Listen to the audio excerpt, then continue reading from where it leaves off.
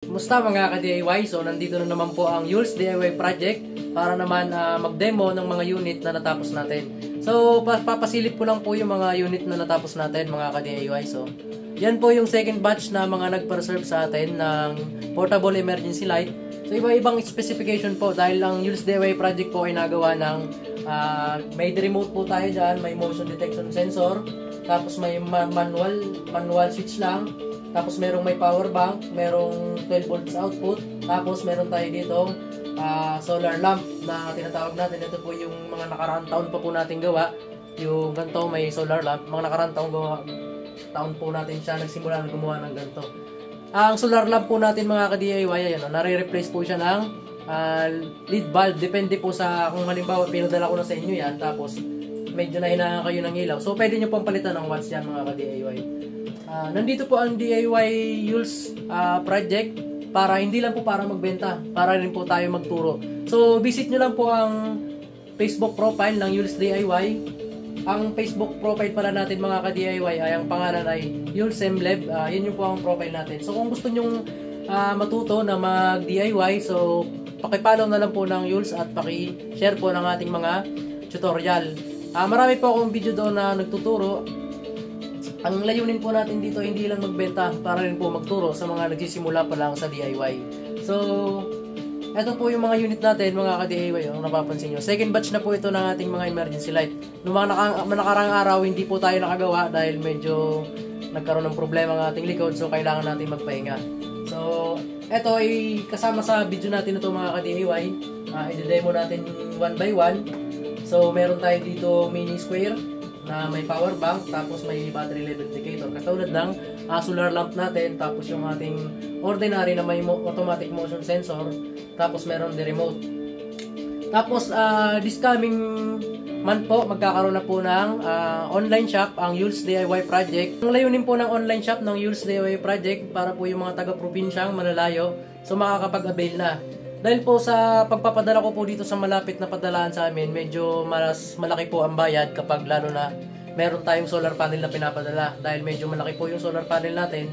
So, dun po nakabase ang shipping fee. Sa paglaki ng padala, paglaki din ng shipping fee.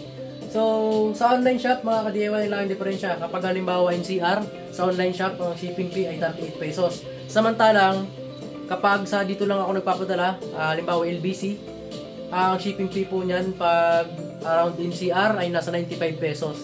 Kapag online shop, 38 pesos. So yun lang mga ka-DIY. Sa mga gusto pa lang magpa-demo ng mga module, mag-request lang po kayo sa akin at i-demo po natin yan, i-order natin yung module. Kung anong gusto niyo sa akin ipa-review, i-review po natin yung mga module nyo. Halimbawa BMS, 1S, 4S connection man yan, o step down, step up.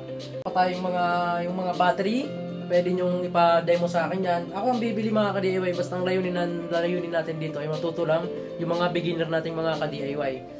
Speaker, kasi akong next project, mag-speaker, assembling naman tayo ng speaker mo, yung Bluetooth speaker assembly.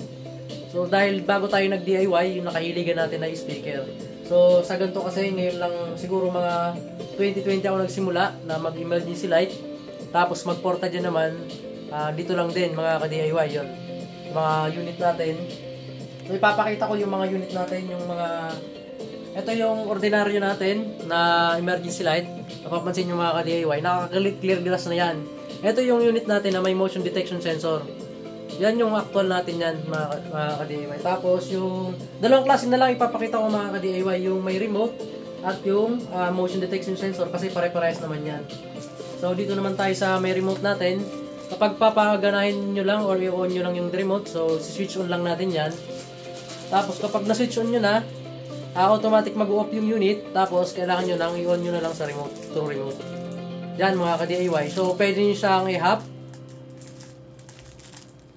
bright lang. Tapos pwede nyo adjustin yung brightness nya. Pwede nyo palakasin, pwede nyo pahinain. Off. So yun lang mga ka-DIY sa regular unit natin dyan. Tapos, meron natin ditong pinasadya. So, ito mga ka-DIY, kung napapansin nyo, meron tayo ditong mini square junction na emergency light kung napapansin nyo. Ito mga ka-DIY, kung napapansin nyo, ito ay pan-testing lang natin to ng power bank. So tatanggalin muna natin mga ka-DIY. Yan po yung unit na ni Sir Eds. So Sir Eds, ito yung unit mo. So konting linis na lang dahil kakatapos lang natin ito. Tapos may battery level indicator tayo dyan. Ayan, 1 bar. Dahil dito ay na-testing ko na ng magdamag. So meron pa siyang natitirang 1 bar. Ang function naman nito mga ka-DIY, simple lang. Switch on lang dito. Yan. Yan po yung unit natin mga ka-DIY. Unit to ni Sir Eds. Tapos, ito ay the-remote din. Sa mga mahilig din mag-camping, so good na good po ito mga ka-DIY. Pag magdamagan na, may power bank na kayo, may emergency light pa kayo, true remote pa mga ka-DIY. Ayan. Ayan yung unit ni Yules DIY Project. Tapos, sa power bank naman, testingin natin. Ito mga ka-DIY, dahil wala tayong pan-testing ng power bank, so pinatay ko muna yung aking ilaw. So ito yung pan-testing natin dyan ng power bank. Yung nabudol ko sa Shopee na binili ko lang ng piso. Piso deal yan mga ka-DIY, yan, oh. Yun yung ating pan-testing sa power bank. Tapos yung actual naman natin dyan ng ang ilaw naman natin dyan, ayun yung liwanag niya mga ka-DIY, oh. Ayun yung actual na liwanag niya. Tapos yung ibang unit naman mga ka-DIY, so sa lamp naman tayo. So hindi na ako mag-power on ng ilaw. Ito naman sa solar lamp natin mga ka-DIY, kung napapansin nyo. Ito yung solar lamp natin mga ka-DIY, oh. Meron siyang battery level indicator. So isi-switch on ko lang yung ilaw. So mga ka-DIY, sa solar lamp naman, ito ay kay Sir Climaco. Sa solar lamp naman natin, syempre may main power tayo dyan. Main power, tapos meron tayong built-in power bank dyan. May sariling switch, Tapos ang pinakat dito mga ka-DIY, meron pa siyang dimmer. So kapag gusto mo na siyang on lang mga ka-DIY, good na good to mga ka-DIY, lalo na sa mga bata nag-aaral, kung may anak kayo dyan na nag-aaral. Kung brand out man, so unlimited ng ilaw nyo dahil etong solar lamp natin ay umabot ng magdamag mga ka-DIY. So yan, kung gusto nyo palakasin. So yan mga ka-DIY ang ilaw natin. Dahil 2 pieces lang po itong solar lamp natin na pinasadya ni Sir Climaco at ni Sir Edren. So same function din po yan ng isa natin dito. Same function po ng isang lamp natin. Ayan.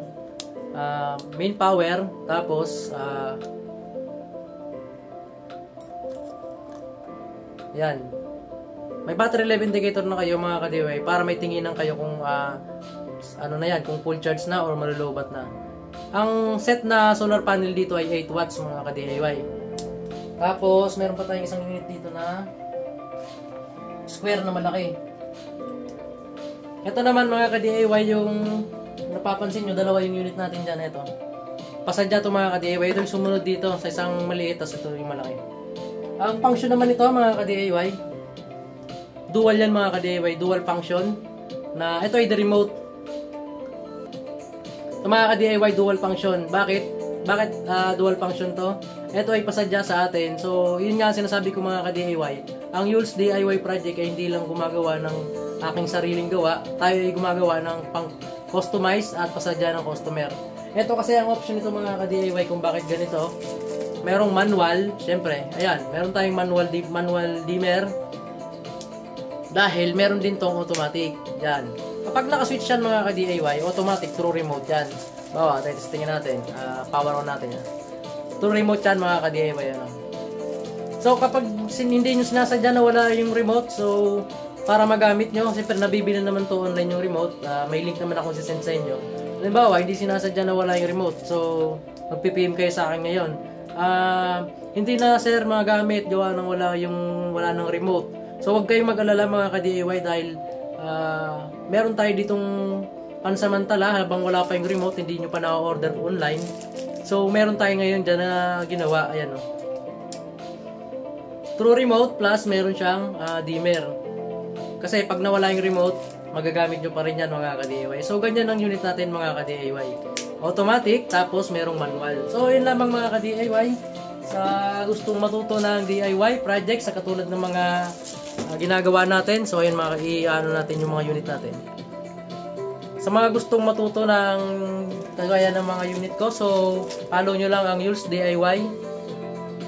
Facebook profile. So dahil may mga upcoming pa ako na tutorial na i-upload, at i-PM nyo lang sa akin kung anong unit or anong module yung gusto nyong ipa-testing sa akin. Ako nang bibili mga ka-DIY para sa inyo. Para naman kung bibili na kayo, so hindi kayo masayangan ng pera. So di baling ako na lang. Basta hindi yung mga mahal mga ka-DIY, syempre malaking budget kailangan. Yung mga small setup lang na mga unit. Kasi magagamit ko rin naman yan mga ka-DIY.